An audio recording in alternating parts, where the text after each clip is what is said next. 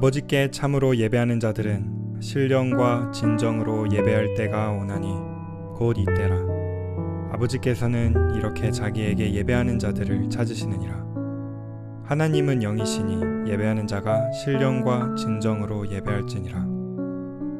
지금 이 시간 성도 여러분을 안식일 예배로 초청합니다.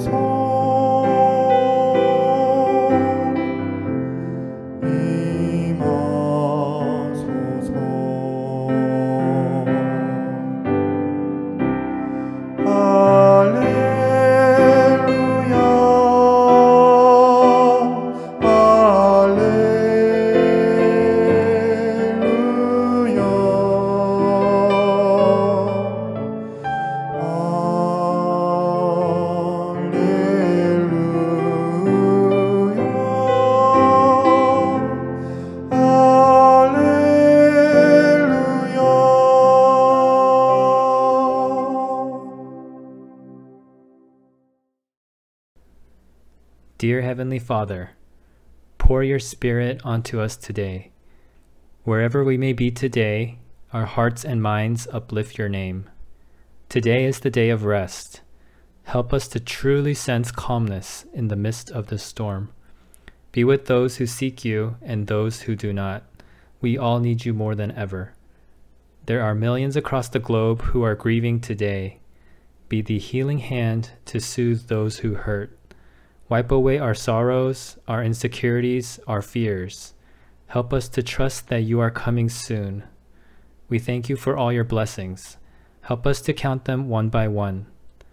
Guide us through the message today and give us understanding so that we may serve our fellow man for your kingdom.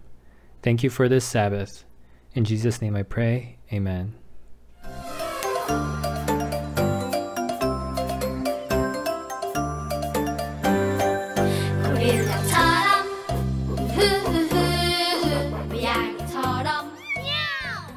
LKG 친구들 안녕하세요.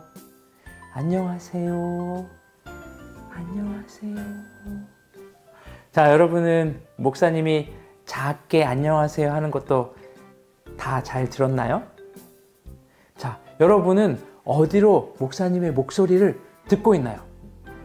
아, 맞아요. 귀로 들었을 거예요. 자, 귀는 몸에서 소리를 듣는 역할을 합니다. 그런데 여러분, 귀가 듣는 것 말고도 다른 일도 하는 것 여러분 알고 있나요? 자, 무슨 일을 할까요? 목사님이 사진을 보여줄 텐데 이 일들을 할 때 왜 귀가 필요한지 잘 생각해 보세요. 자, 첫 번째, 자전거네요. 자전거를 탈 때 귀에 어떤 역할이 필요할까요? 자, 두 번째는, 자, 김연아 선수가 스케이트를 타고 있네요. 자, 스케이트를 탈 때 왜 귀가 중요할까? 자, 세 번째, 여기 아저씨가 줄 위에서 펄쩍펄쩍 뛰는 모습을 사진 찍은 건데, 이 줄 위에서의 멋진 공연을 하려면 귀에 어떤 역할이 중요한 걸까요? 자, 세 가지 사진을 봤는데 귀에 어떤 역할이 필요한지 여러분들 알겠나요? 바로 균형 감각입니다. 이 균형 감각이 뭔가 하면 이 똑바로 딱 설 수 있는 능력이에요. 이 균형 감각이 뭔지 잘 모르겠다. 그런 친구들은 지금 일어나서 코끼리 코를 하고 10바퀴를 뱅글뱅글 돌아보세요. 그리고 똑바로 딱 서보세요. 아마 똑바로 서기 힘들 거예요. 이 균형 감각이라는 것은 이렇게 똑바로 설 수 있게 해주는 거예요. 우리가 이 균형 감각을 잊어버리면 우리는 가만히 서 있을 수가 없죠. 자, 귀가 자신의 역할을 하지 않으면 우리는 이렇게 똑바로 서 있을 수 없어요. 자, 귀가 어떻게 그런 역할을 하는지 한번 살펴볼까요? 자, 귀 속은 이렇게 생겼어요. 저기 듣는 역할을 하는 고막이라는 것이 있네요. 여기는 달팽이 집처럼 돌돌 말려 있는 것처럼 보이는데 이건 바로 달팽이관이라는 거예요. 이 달팽이관이 우리가 똑바로 설 수 있는 균형 감각을 갖게 해주는 역할을 합니다. 이 달팽이관에는 림프액이라는 것이 있어서 이것이 이렇게 출렁출렁 움직이면서 우리가 균형을 잡게 해줍니다. 귀는 보이는 곳에서는 듣는 역할을 하지만 보이지 않는 곳에서도 우리의 몸을 위해서 봉사한답니다. 귀가 보이지 않는 곳에서 하는 봉사를 하찮게 여겨서 자신의 역할을 하지 않으면 우리는 똑바로 설 수 없어요. 자, 우리 다 귀에게 이야기해 볼까요? 자, 귀야, 보이지 않는 곳에서 봉사해줘서 고마워. 자, 귀가 이렇게 보이지 않는 곳에서 우리 몸을 위해서 봉사하는 것처럼 예수님도 우리에게 보이지 않는 곳에서 남을 도와주라고 말씀하셨어요. 그럼 성경 말씀 볼까요? 마태복음 6장 34절입니다. 너는 구제할 때, 남을 도와줄 때 라는 뜻이죠. 오른손에 하는 것을 왼손이 모르게 하여 내 구제함이 남을 도와주는 것이 어떻게 하라고요? 은밀하게 하라. 다른 사람들이 모르게 하라. 자, 은밀한 중에 보시는 너희 아버지가 갚으시리라. 다른 사람을 도와줄 때 이렇게 조용히 보이지 않게 도와주라고 예수님은 말씀하셨어요. 다른 사람을 위해서 봉사할 때 조용히 아무도 모르게 봉사하라고 하셨어요. 그리고 사실은 누구보다도 이렇게 보이지 않는 곳에서 우리를 위해서 봉사하시는 분이 계신데 그분이 바로 하나님이십니다. 우리를 숨쉬게 하시고 심장이 뛰게 하시고 우리가 모르는 때에도 해가 뜨게 하시고 해가 지게 하시죠. 그리고 우리를 위해서 봉사하신 하나님께서 우리에게도 보이지 않는 곳에서 조용히 봉사하라고 말씀하십니다. 그리고 이 조용한 봉사는 하나님이 칭찬하시고 하나님이 알아주시고 하나님이 갚아주시겠다고 말씀하세요. 이 보이지 않는 곳에서 하는 봉사가 하늘에 상을 쌓는 일이라고 말씀하십니다. 우리 어린이 친구들 하늘에 상을 쌓는 조용히 봉사하는 친구들이 될 수 있겠죠? 자, 우리 모두 귀처럼 보이지 않는 곳에서도 열심히 봉사하는 하나님 닮은 어린이들이 되자고요. 자, 그러면 함께 기도할까요? 손 모으고 눈 감고. 아버지 하나님, 보이지 않는 곳에서 우리를 위해 일해 주셔서 감사합니다. 우리 친구들도 그런 하나님을 닮아서 보이지 않는 곳에서 다른 사람을 위해 조용히 봉사할 수 있는 우리 친구들 되게 도와주세요. 예수님 이름으로 기도드립니다. 아멘.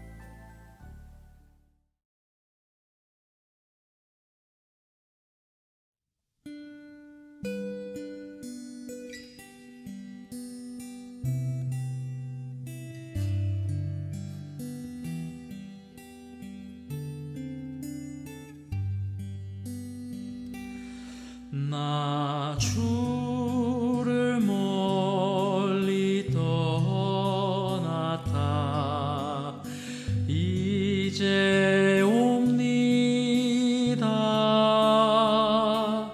나 죄의 길 달려 주여 옵니다. 나 이제 왔으니 내 집을 찾아 주여 나를 받으사 맞아 주소서.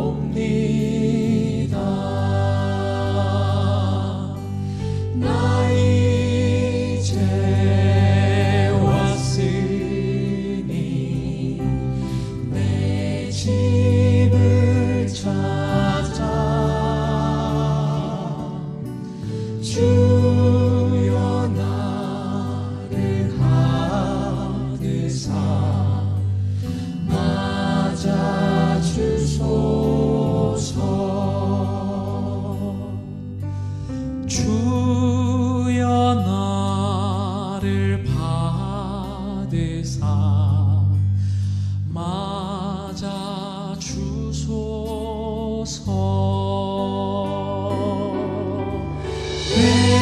내게로 나오라 영원히 영원히 목마름 전혀 없으리.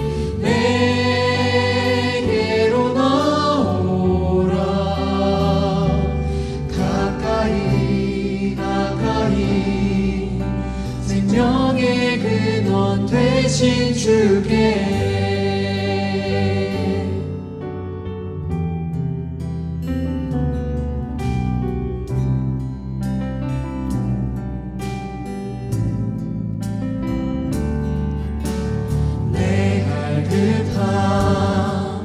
어느 것으로 채울 수 없네. 내 갈급함 상한 나의 심령에 내 갈급함 부르짖는 소리 들으소서. 내 갈급함 주의 음성 들리네.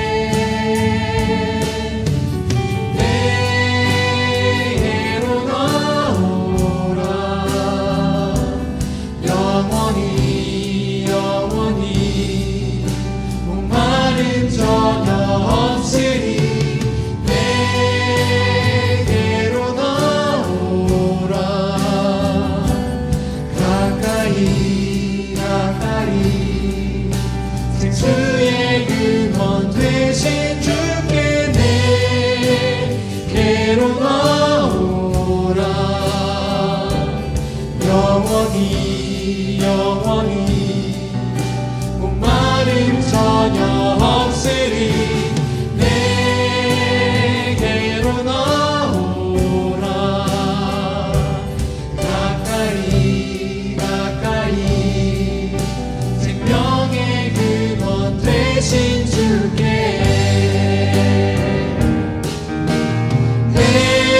내게로 나오라 영원히 영원히 목마름 전혀 없으리. 내게로 나오라 가까이 가까이 생수의 근원 되신 주께. 내게로 나오라 영원히 영원히 목마름 전혀 없으니 내게로 나오라. 가까이 가까이 생명의 근원 되신 주께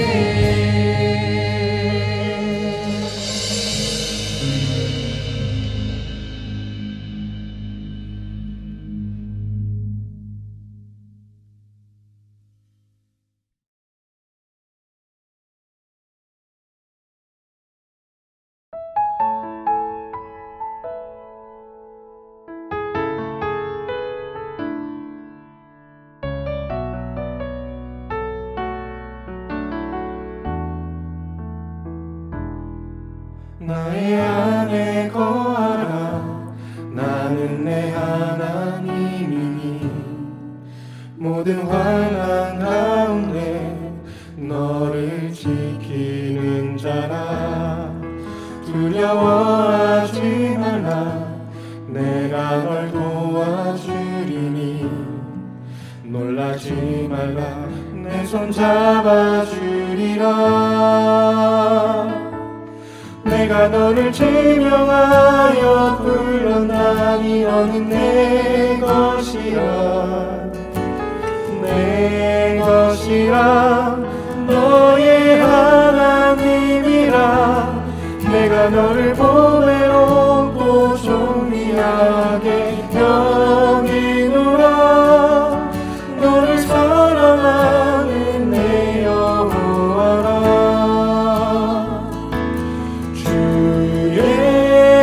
옷자락 만지며 주의 두 발을 씻기며 주님 그 발에 입 맞추며 나의 왕관을 놓으리. 주의 옷자락 만지며 주의 두 발을 씻기며 주님 그 발에 입 맞추며 나의 왕관을 놓으리.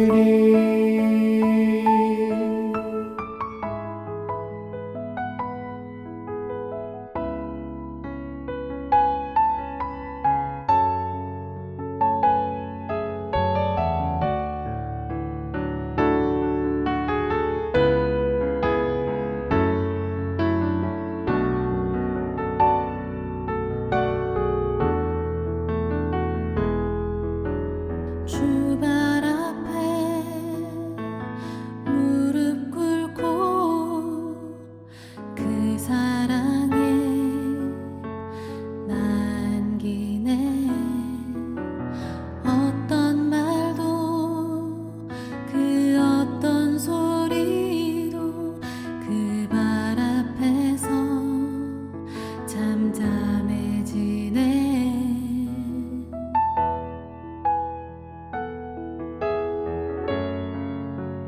주 나의 사랑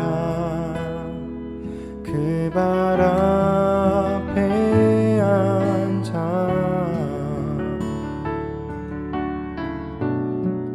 내 모든 기도는 사랑의 노래가 되네.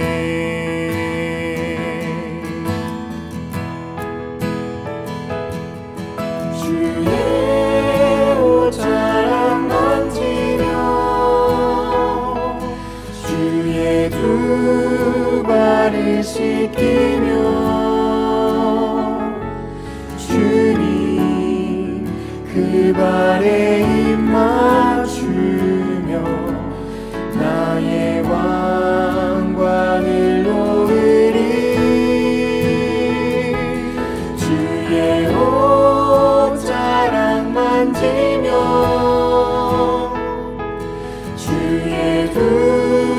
발을 씻기며 주님 그 발에 힘 맞추며 나의 왕관을 놓으리 주의 옷자락 만지며 주의 두 발을 씻기며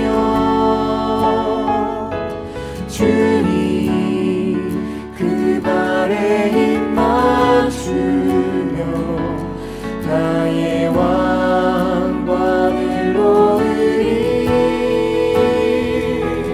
주의 옷자락 만지며 주의 두 발을 씻기며 주님 그 발에 힘 맞추며 나의 왕관을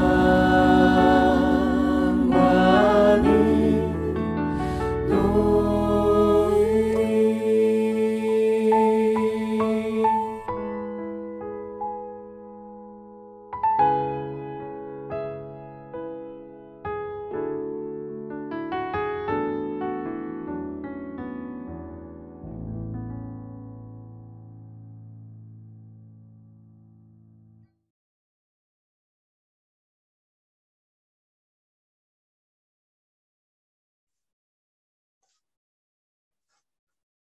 성도님 여러분, 안녕하셨습니까? 아마 갑작스럽게 대면 예배가 비대면 예배로 바뀌게 되어서 많이 혼란스러우셨을 것입니다. 상황이 그렇게 급박하게 되었습니다. 이미 단톡에서 공지해드린 것처럼 갑작스럽게 늘어나는 코로나 환자와 특별히 우리 어르신들보다는 어린아이들과 젊은 사람들에게 많이 일어난 여러 가지 일들 때문에 이렇게 되었는데, 그럼에도 불구하고 방송부와 예배부, 안실학교 순서를 맡으신 모든 분들이 적극적으로 협력해줘서 짧은 시간이지만 준비드리고 함께 예배 올릴 수 있어서 너무 감사드리고요. 참여해주신 모든 분들께 감사, 그리고 이렇게 할 수 있도록 모든 것을 지켜주시는 하나님께 감사드리겠습니다.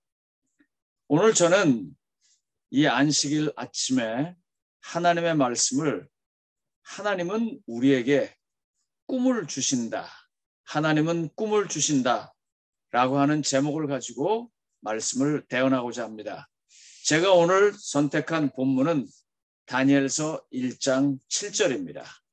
성경 구약성경 다니엘서 1장 7절의 말씀을 제가 대신 읽어드리겠습니다. 다니엘서 1장 7절, 환관장이 그들의 이름을 고쳐 다니엘은 벨드사살이라 하고 하나냐는 사드락이라 하고 미사엘은 메삭이라 하고 아사랴는 아벤느고라 하였더라. 아시는 것처럼 이 본문의 배경은 다음과 같습니다. 당시의 신흥 강국 바벨론과 무너져가는 옛날 추억의 강국 에집트 사이에 남방 유다가 있었습니다.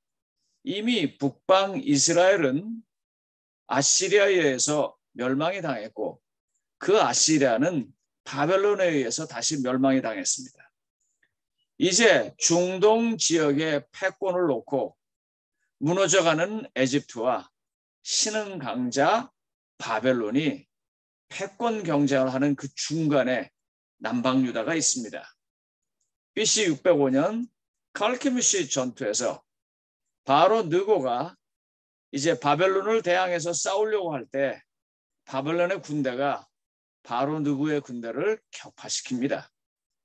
그런데 바로 그 순간에 히스기야가 하나님의 명령을 듣지 아니하고 그 전투에 참가해서 비극적인 종말을 맞이하고 아울러서 이제 유다도 역사에서 사라질 위기에 들어갑니다.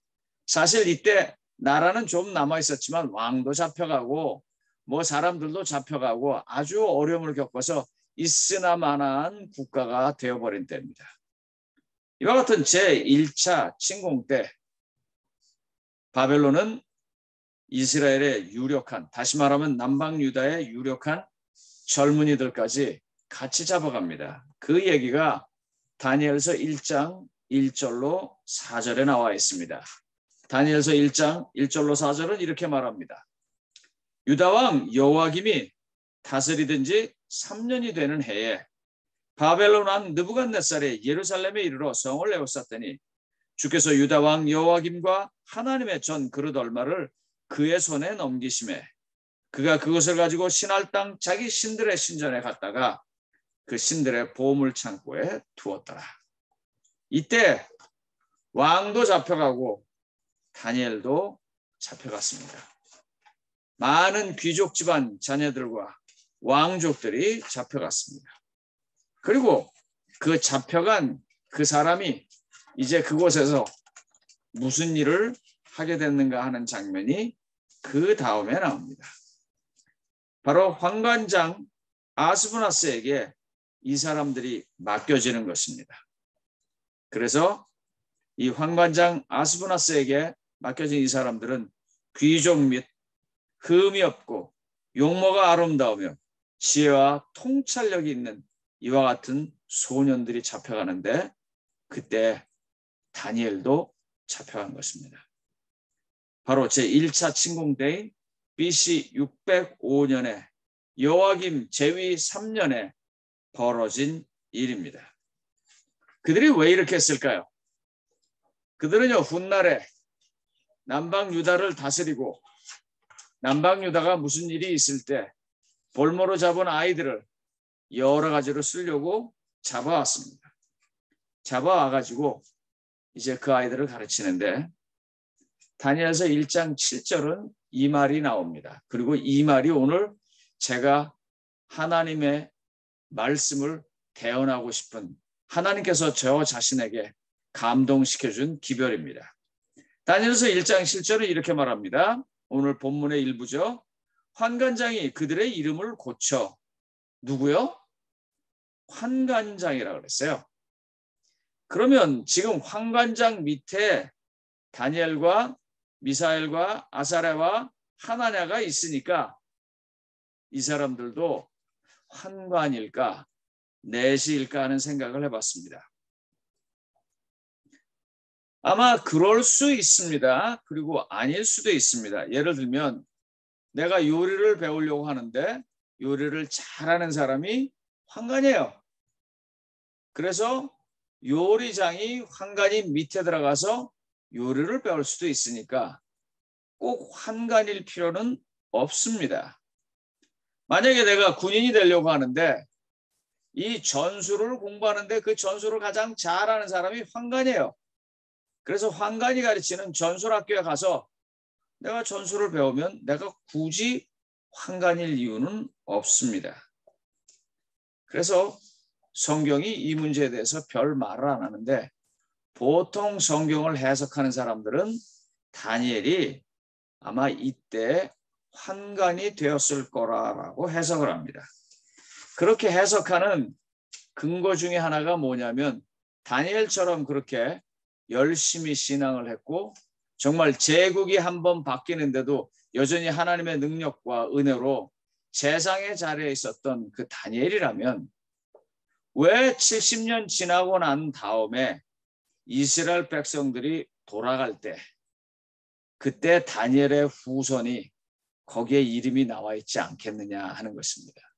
그래서 그런 것을 보면서 혹시 다니엘이 후손을 두지 못한 환관이 되지 않았을까 하고 추측도 해봅니다. 아마 그래서 그런지 공동번역 다니엘서 1장 7절은 이렇게 번역을 합니다. 네시부 대신은 이 젊은이들에게 이름을 새로 지어 주었다. 그러니까 네시부 대신이 이 사람들을 불러갖고 이름을 새로 지어줍니다. 뭐예요? 자기소관이라는 거예요. 그들이 환관이 되었을 것이라는 것이죠. 네시브 대신은 이 젊은이들에게 이름을 새로 지어주었다. 곧 다니엘은 벨드사살, 하나니아는 사드락, 미사엘은 메삭, 아자리아는 아벤누고라고 부르게 하였다. 자, 이거 모르는 겁니다. 그죠? 이쪽 저쪽을 추측해 보는 것입니다. 그런데 오늘은 특별히 만약에 다니엘이 환관이 되었다면 하는 것을 전제 조건으로 이 말씀을 시작하는 것입니다. 다니엘이 넷이라면요. 저는 갑자기 마음이 이걸 느끼기 시작할 때 되게 아팠어요. 왜냐하면 보세요. 나라가 지금 없어졌습니다. 그리고 볼모로 잡혀왔기 때문에 가족으로부터도 떨어졌어요. 거기다가 혼자 사는데 뭐까지 잃어버렸냐면 성전 기명들이 바벨론 궁에 와 있음으로 해서 그들이 그렇게 믿고 있었던 종교도 무력해졌어요. 그런데 거기서 하나 더 이 말. 잘생겼고 귀족집 자식이고 그런 자기 자신의 정체성을 나타낼 수 있는 성도 잃어버린 것입니다. 그렇게 해서 있는 이 사람에게 무슨 희망이 있겠습니까? 나라, 종교, 자기 가정, 그리고 가장 중요한 자기 자신의 정체성마저도 다 없어진 그때 다니엘이 지금 중요한 결정을 하는 거예요. 형식적인 종교도 없어졌고 다 없어졌는데 중요한 결정을 하는 거예요. 바로 이 결정입니다. 다니엘서 1장 2절을 보면 주께서 유다 왕 여호야김과 하나님의 전 그릇 얼마를 그의 손에 넘기심에 그가 그렇게 믿을 수 있었던 어쩌면 자기 정신의 밑바닥인 종교도 다 무너지는 이때 그는 새로운 결심을 합니다. 한번 생각해 보세요. 그의 그릇들이 이 성전으로 갔을 때 예를 들면 금 향로를 그 사람들이 가지고 가서 그것도 빼앗아 가서 뒀다 했을 때 그 사람들이 뭐예요? 향로가 뭐예요? 자기네들이 하나님께 기도드리는 것의 상징입니다. 그럼 그 종교대로 한다면 그와 같은 기도할 수 있는 길이 없어진 거예요. 그런데 그가 결심을 했습니다. 그것은 무엇을 나타내냐면 다니엘은 자기의 국가에 자기의 존재 근거가 있는 게 아니고요. 자기들의 형식적인 종교에 자기의 근거가 있는 것도 아니고요. 자기가 누구 집 귀족집 자식이라고 하는 사회적 신분에 자기의 근거가 있는 것도 아닙니다. 자기의 존재의 근거는 뭔가 이런 것이 아닌 다른 것에 있는 것입니다. 심지어요, 잘생긴 남자, 거기에도 자기 자신의 존재 근거가 있는 것이 아닙니다. 왜일까요? 그가 이렇게 결심한 것은요, 그런 것이 아닌 다른 것에 무엇이 있는 것입니다. 자기 자신을 진짜 찾을 수 있는 무엇이 이런 것들이 아닌 다른 것에 있는 것입니다. 그래서 다니엘서 1장 7절 다음에 나오는 8절에 이렇게 말합니다. 다니엘은 뜻을 정하여 왕의 음식과 그가 마시는 포도주로 자기를 더럽히지 아니하려고 자기를 더럽히지 아니하도록 환관장에게 고했다 그랬어요. 그는 전혀 다른 것에 세상 사람들을 보기에는 나라도 잊어버렸고 가정도 없어졌고 자기의 정체성도 없어졌고 자기의 종교까지 없어진 상황에서도 뜻을 정할 수 있었던 그 무엇은 무엇이냐 그 말입니다. 그런 것을 통해서 하나님을 찾아보자고 하는 것입니다. 그래서 그는 뜻을 정합니다. 그에게 지금요 좋은 음식을 준다고 하는 것은 호의입니다. 아무것도 없는 곳에서 어쩌면 살아갈 수 있는 길일지도 모릅니다. 그런데 다니엘이 그걸 거절합니다.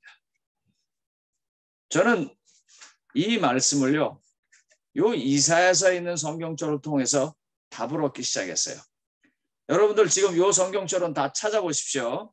이사야서 39장 7절입니다. 이사야서 39장 7절입니다. 또 내게서 날 자손 중에서 몇이 사로잡혀 바벨론 왕궁의 환관이 되리라 하셨나이다. 이건요, 이사야가 히스기야에게 한 말입니다. 히스기야가 많이 아팠습니다. 그가 벽을 보면서 통곡을 했습니다. 그러면서 하나님께 이렇게 말했어요.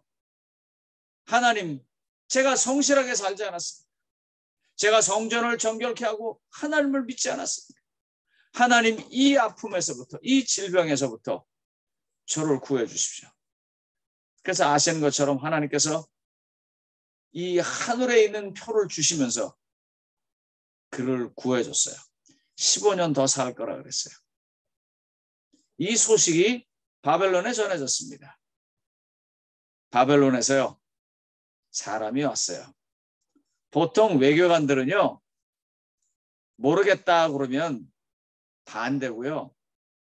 그 다음에 예라고 생각하면 생각해 보겠다라고 알아들어야 한답니다. 그 외교관들의 언어예요. 바벨론에서 지금 사신을 보냈을 때 과연 정말 아픈 질병에서부터 나온 그 임금을 축하하기 위해서 왔을까요? 아닙니다. 그 사람들은요, 지금이야말로 제대로 그 나라를 볼 수 있고 이 임금의 태도를 볼 수 있을 것이라고 생각해서 온 거예요. 다시 말하면 공식적인 스파입니다. 그러나 이걸 거꾸로 얘기하면 당신을 구원해 주신, 히스기야 자신을 구원해 주신 하나님을 보일 수 있는 좋은 시간입니다. 그런데 아시는 것처럼 이사야서 39장을 읽어보면 그렇게 안 됐어요. 히스기야는요, 뭐라고 말했냐면 내 궁전에 있는 모든 좋은 걸 다 보였다고 그랬어요. 무기고며 보물창고며 다 보였다고 그랬어요. 그랬을 때 한 말입니다. 그거 다 갈 거다. 그거 다 갈 뿐만 아니라 거기에 내 후손 중에서 환관으로 잡혀갈 사람, 잡혀가서 환관이 될 사람도 있을 거다 하는 이 성경절을 어떻게 받아들여야 할까요? 다니엘이 이 성경을 봤을 겁니다. 이 말을 알아들었을 거예요. 이 얘기를 왜 몰랐겠어요? 그런데 다니엘은요, 정말 전혀 다른 각도로 이것을 보는 것입니다. 15년을 살려주신 하나님께서 더 큰 것을 주려고 했는데 그걸 못했으니 내가 해보자는 그 신앙의 근거가, 내가 할 수 있다고 하는 그 꿈이 다니엘로 하여금 거기서 살 수 있었던 것입니다. 세상은 다 나라도 없어졌고 가정도 없어졌고 사회적인 신분도 없어졌고 심지어는 자기의 정체성마저도 없어졌다 할지라도 예전에 히스기야 왕이 다 죽어갈 때 다시 살렸던 그 하나님이 내게 오신다면 고자라도 절망하지 말라고 하는 그 이사야의 말씀처럼 이제 그렇게 말씀하시는 하나님을 보면서 그 더 뒤의 것을 보는 것입니다. 성도님 여러분, 한 국가의 재상이 되었습니다. 아시는 것처럼요. 다니엘이요. 그렇게 살았기 때문에. 그리고 더 나아가서 그가 어떻게 됐습니까? 나라가 바뀌는데도 다니엘은요, 여전히 그 재상의 자리를 유지하고 있습니다. 왜요? 다시 얘기할게요. 나라도 잊어버린 유랑민입니다. 가정으로부터 떨어져 나왔습니다. 사회적인 신분도 다 없어졌어요. 그리고 가장 중요한 잘생긴 한 남자의 정체성마저도 없어진 그 사람이 하나님을 믿으니까 하나님이 그를요, 두 국가 속에서 견디는 제사장, 두 국가 속에서 견디는 제상으로, 총리로 세워주셨어요.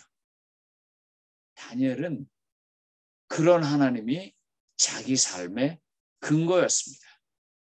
그런 하나님 밑에서요, 다니엘은 꿈꿀 수 있었습니다.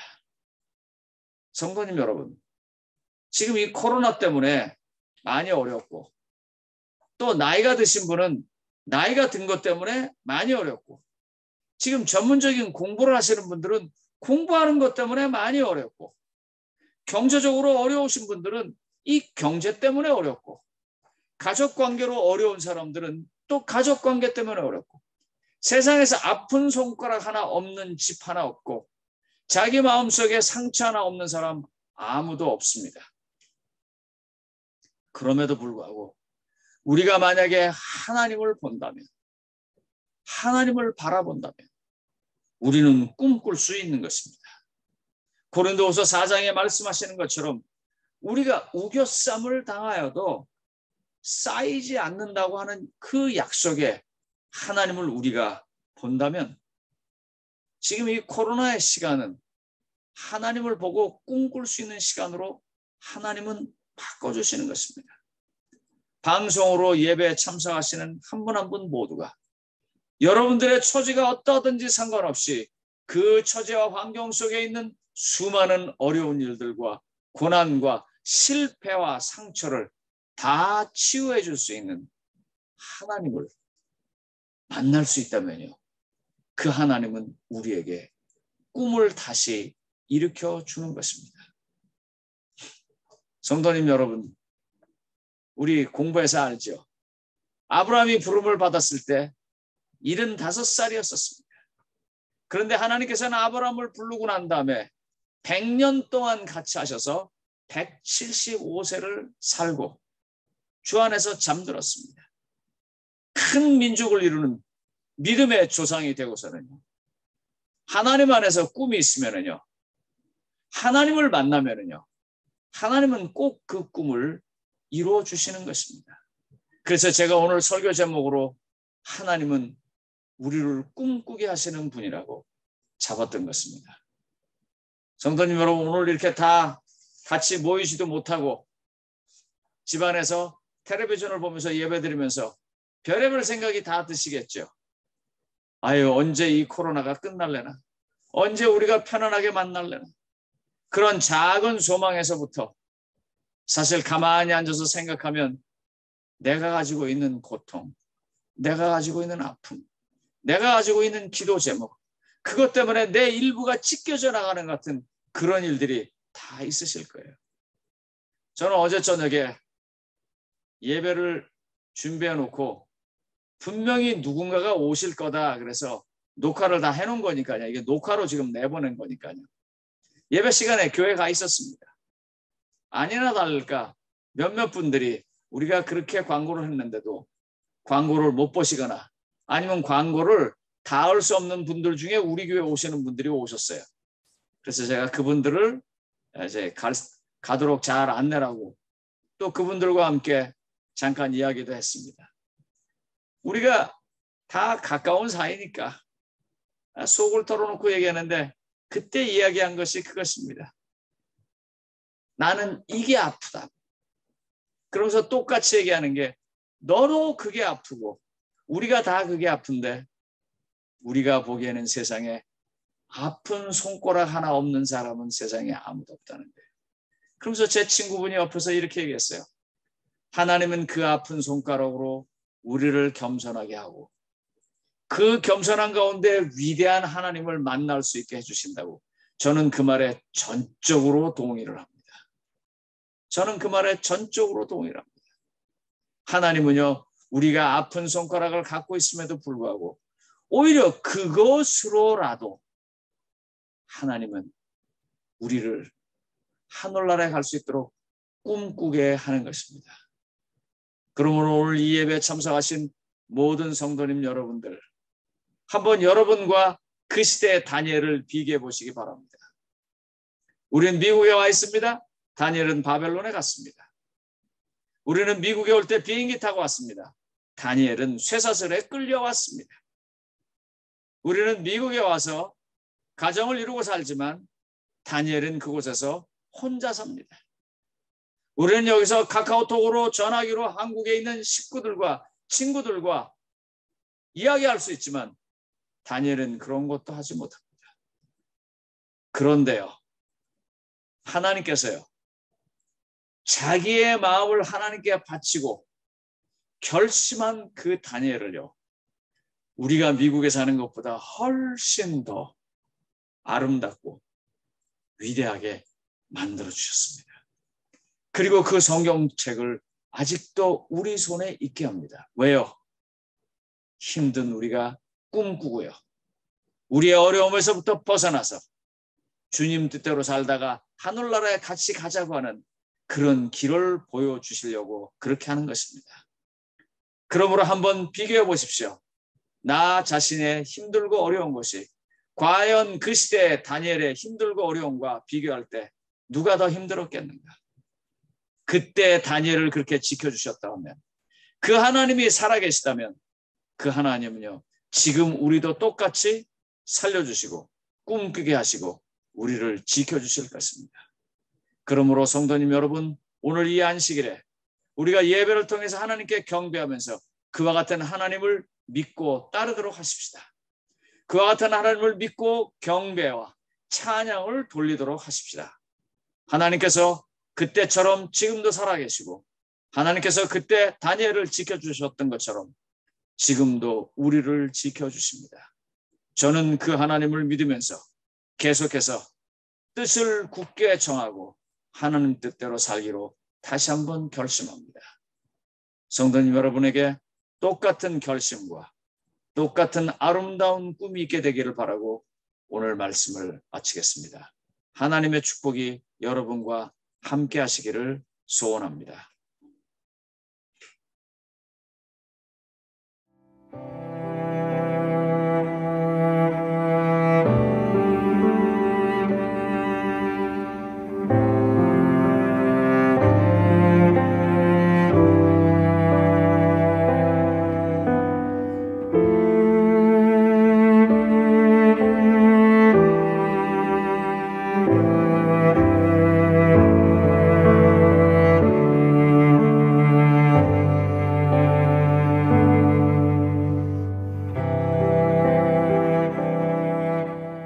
이제 마치는 기도하시겠습니다.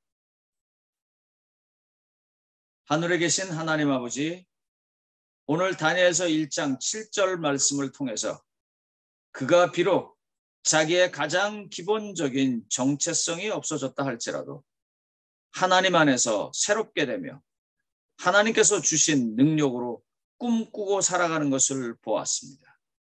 이 성경의 이야기가 아직도 우리 손에 있고 우리의 눈에 보이며 우리의 귀에 들리게 하는 것은 하나님께서 여전히 우리가 꿈꾸기를 바라시고 우리가 구원받기를 바라시고 우리가 문제에서부터 일어나서 승리하기를 바라는 것을 믿게 하려고 하는 것을 저희가 압니다. 이제 그 하나님을 믿고 그 하나님 안에서 우리로 꿈꾸게 하여 주시옵소서. 우리가 꿈꾸고 그 꿈을 성취할 수 있도록 성령 능력이 우리에게 함께 하시며 성령 감화가 우리에게 함께 해주신 하나님께 감사와 찬양을 돌리며 이 모든 말씀을 예수 그리스도 이름으로 간절히 기도드립니다. 아멘. 주 발 앞에 무릎 꿇고 그 사랑에 남기네. 어떤 말도 그 어떤 소리도 그 발 앞에서 잠잠해지네.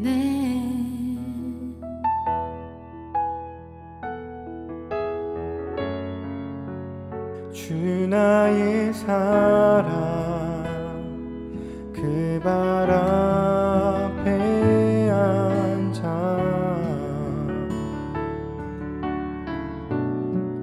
내 모든 기도는 사랑의 노래가 되네.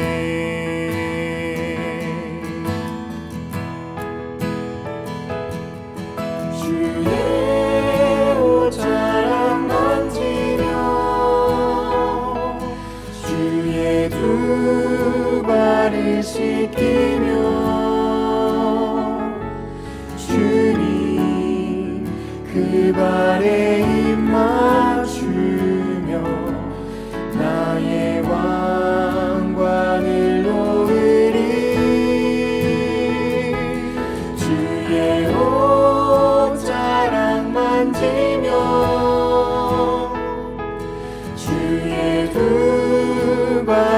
씻기